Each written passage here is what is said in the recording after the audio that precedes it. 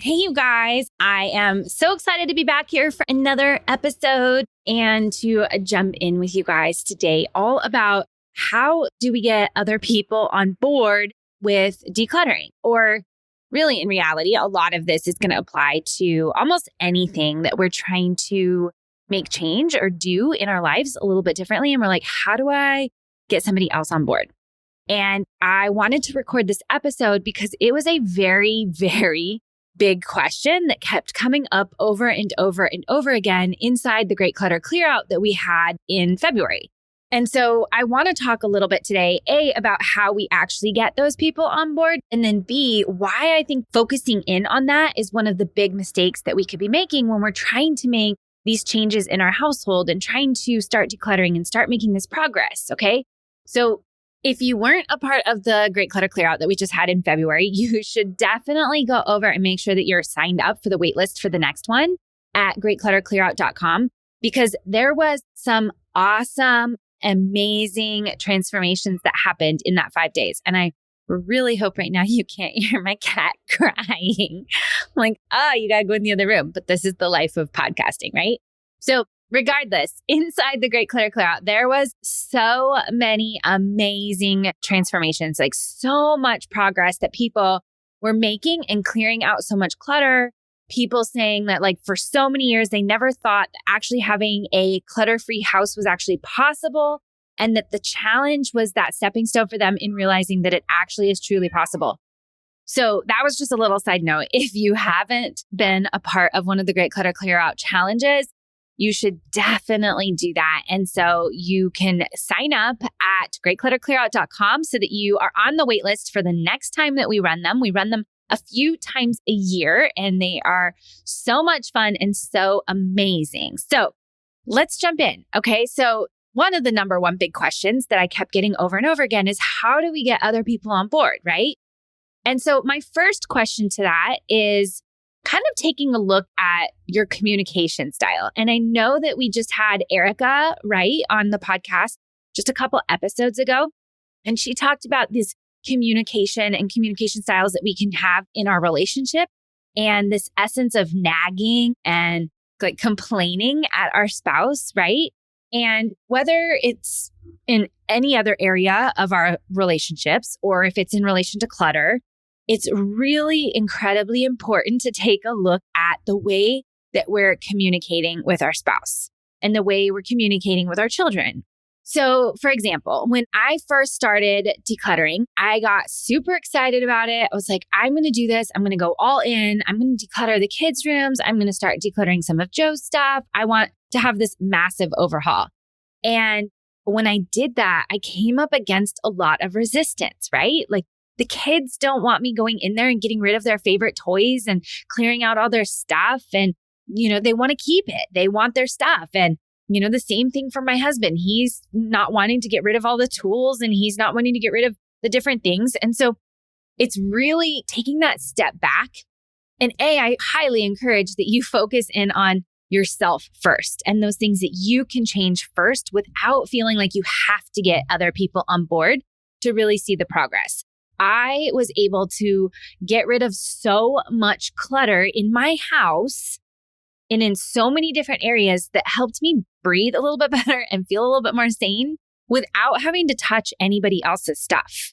Looking at things like your space and your clothes, your closet, your drawers, your makeup cabinet, all of those types of things that maybe are designated specifically for you.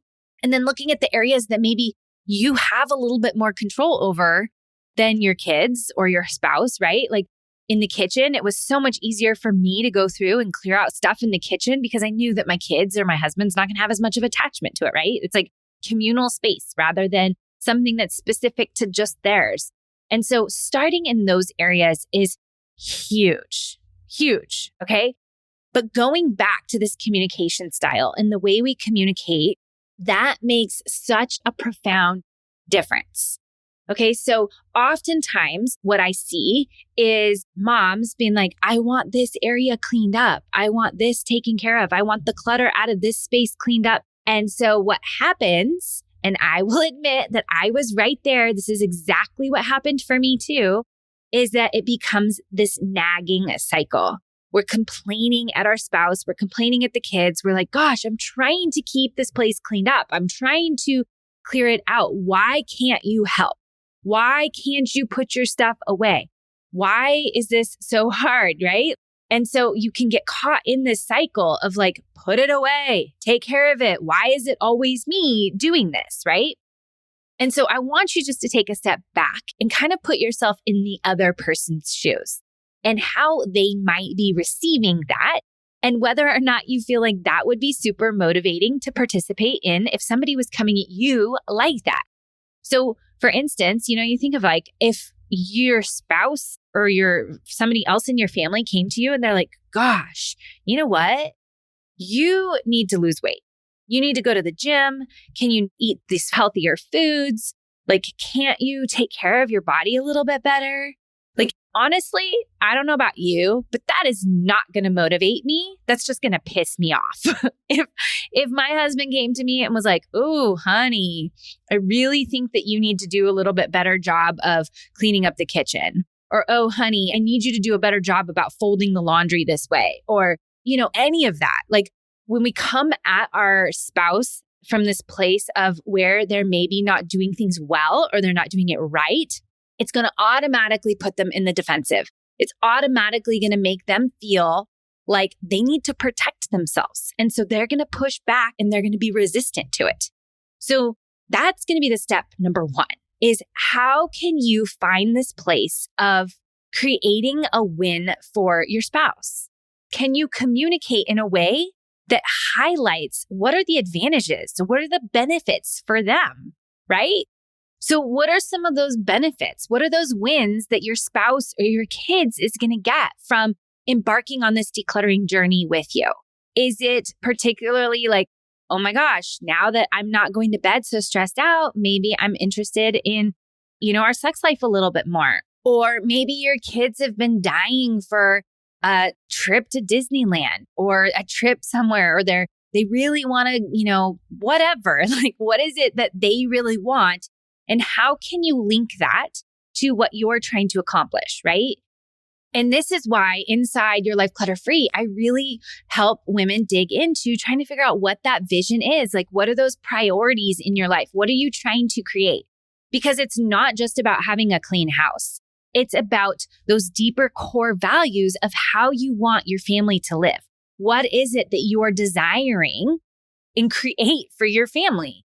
And so for us in our family, creating these memories and creating adventures is a huge thing for us.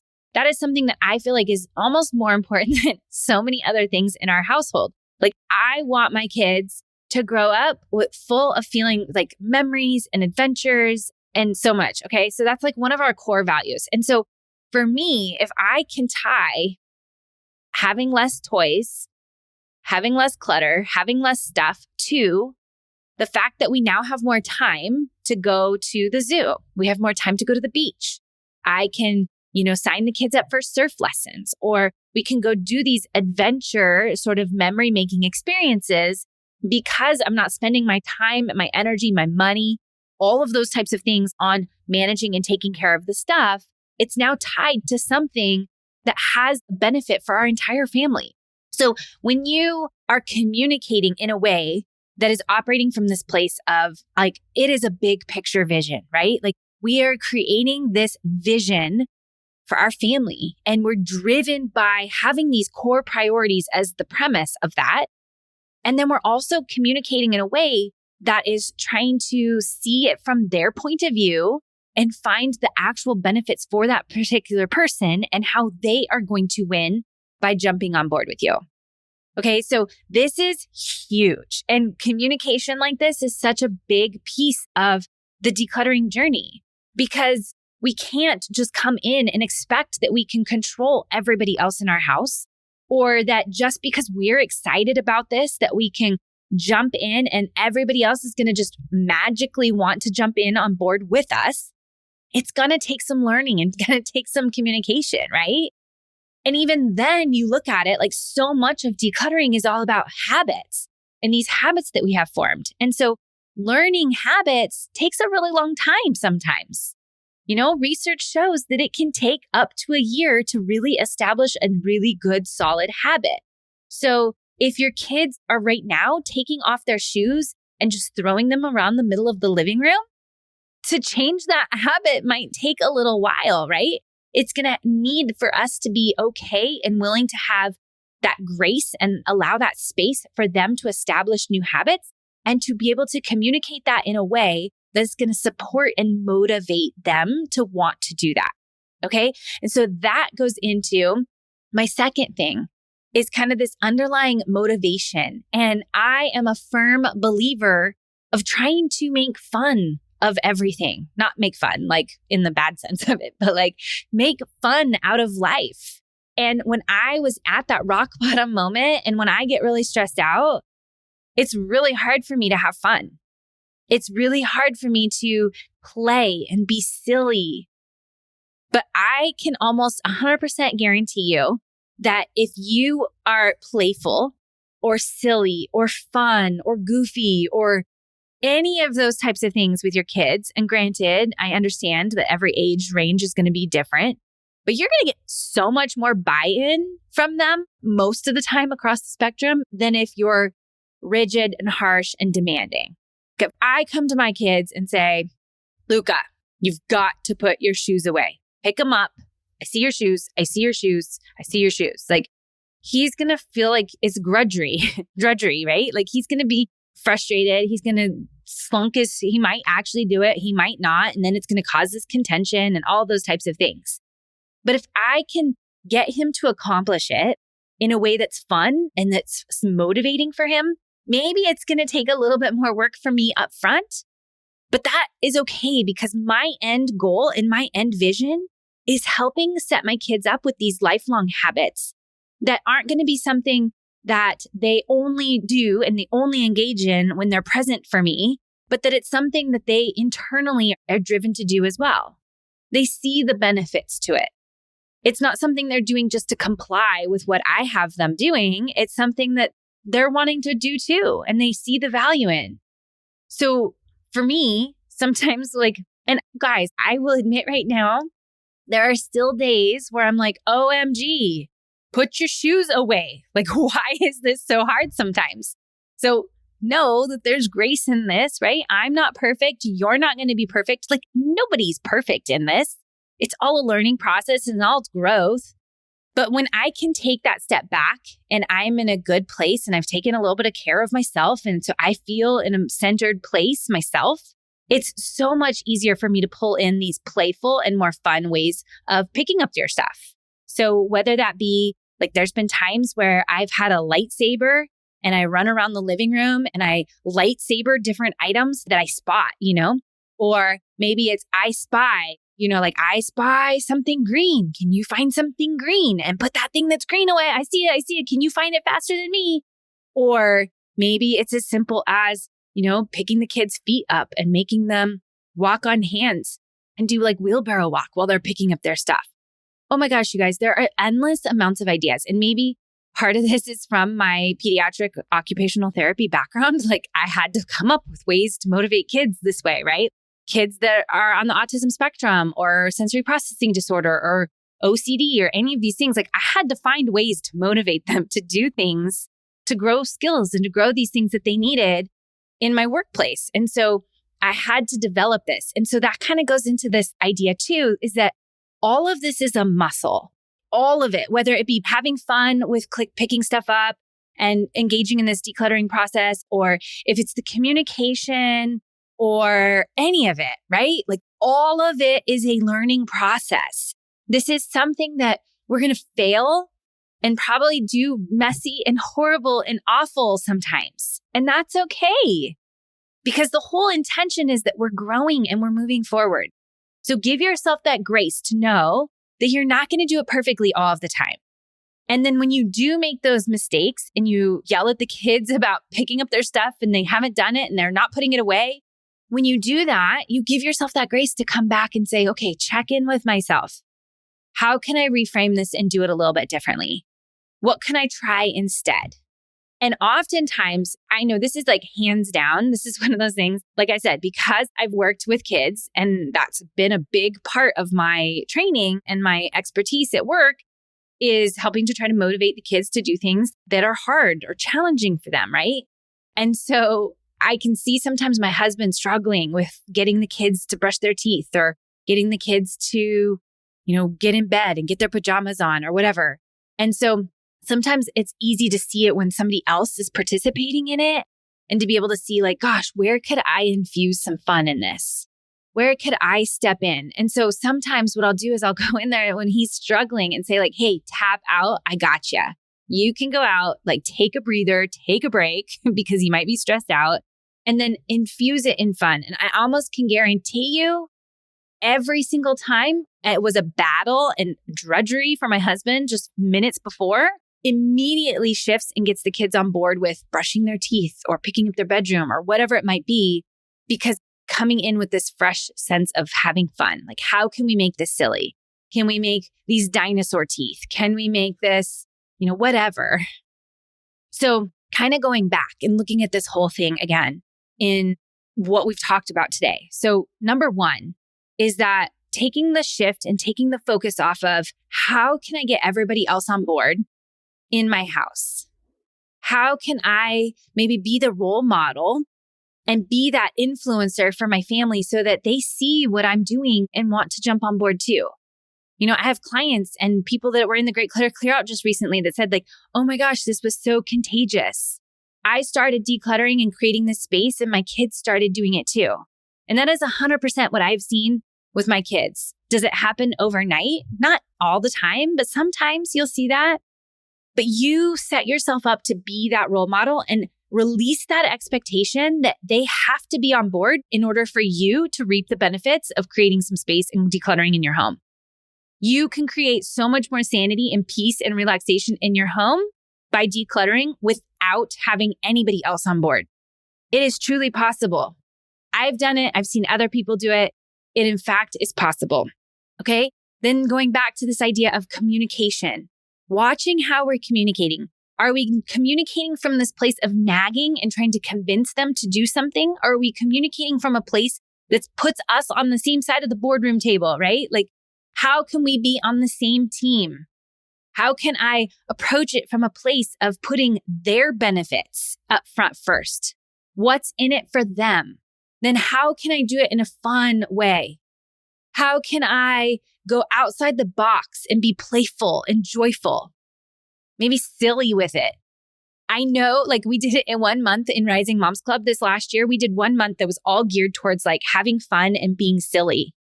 Because so many times as moms, we don't do that. And I can tell you without a doubt, those times where I've just let loose and played Nerf gun fights or pillow fights or wrestled with the kids or hide and seek. Like hide and seek, we play that in our house so regularly as a family. Like the whole family's hiding. And my kids will tell you that I am so good at hiding. And usually I'm very good at hiding. This last couple of times, they've found me really quickly. And I let myself just totally enjoy it and totally engage in it. And what happens is it releases these like feel-good hormones in us and then we feel better. So this playful silliness sort of approach isn't just for the benefit of our kids. It's the benefit of you too. You're going to feel better about it. It's going to feel less stressful. It's going to feel more fun. And then going into this last little bit is that this is a muscle that we're practicing. This is something that you're going to try and keep growing and learning. Things are going to get easier. You might run into some obstacles and some challenges and you have to overcome that, all of that. And so there's grace in this, right? Like you got to give ourselves grace to mess up, but be willing to get back up and be willing to keep learning and willing to keep going and to try something different, try something new. Maybe what you thought would be motivating for your kids didn't really work, right? What can you do? How can you step back and take a reframe? I can tell you, we've tried multiple different, chore systems or like little checklists or reward charts or all these different things. We've tried a lot of different strategies. And I know for some families it works. And for some of my kids, it works. And for others of my kids, it doesn't work. Like one of my kids is super motivated by being able to check things off and at the end of the week, getting some chore money. The other one, if you tell her that she can earn $1 for cleaning the back window, she'll look at you and say, I don't care that much. So it's all about finding what's going to motivate them.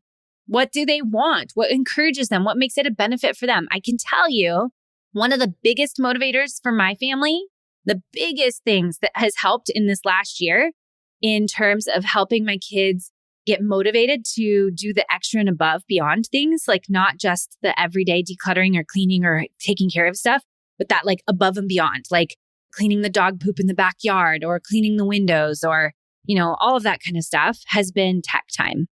We created these little tech tickets and they can earn tech tickets, which is good for 10 minutes of technology. So maybe that technology is a game, maybe it's the TV, whatever. They have to earn all of that. They don't just get free time on the technology. I mean, sometimes, like if I'm doing something and I have to get something done or whatever, I'll turn it on and let them have some extra time. But for the most part, that's an extra special privilege that they get to earn. And my 4-year-old will come in here and she'll get the Windex and she'll wash the windows. And she'll go, Mom, I washed the windows. Can I have my tech ticket? So for her, it's not like me having to go nag at her to wash the windows anymore. She's internally motivated to do it because she wants the tech ticket. It's, a reward system and whatnot. And whether you think having a reward system is good or not or whatever, it's all about finding what's going to work for you and your family. Trying something on. If it doesn't work, let it go. Try something different. Okay? So today, those are the key principles. The way we communicate is everything. Making it fun, putting yourself on a place that is on their side of the table and making it a win for them. And then you stepping in and being the role model. You be the influencer. You make the changes and inspire those around you to want to do it because they see how amazing it is and the changes that are happening for you. And they want to be a part of that too. Maybe let go of the expectation that it has to be everybody on board right now. And look at that bigger picture, like I talked about. Like, what are those habits that you want your kids to have when they leave your house? What is that ultimate end game?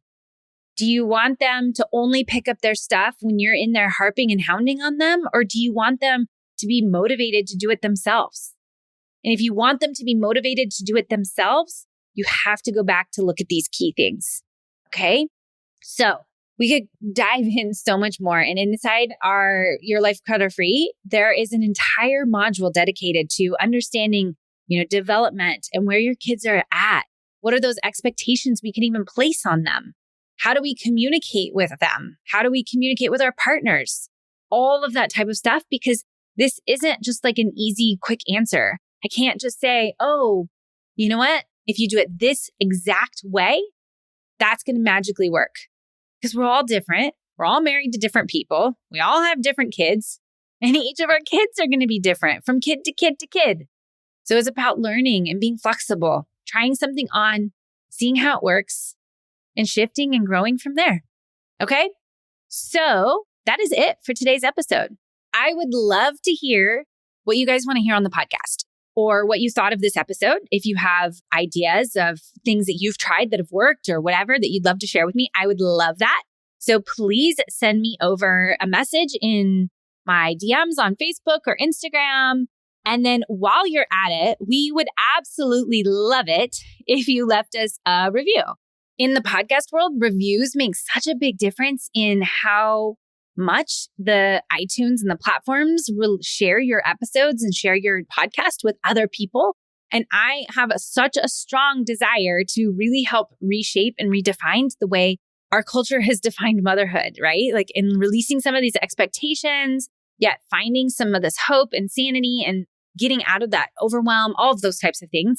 And so I would love for your support and your help in doing that. And so by leaving a review, that is an easy peasy way for you to help spread and share the message. Okay. I will see you all next week in the next episode.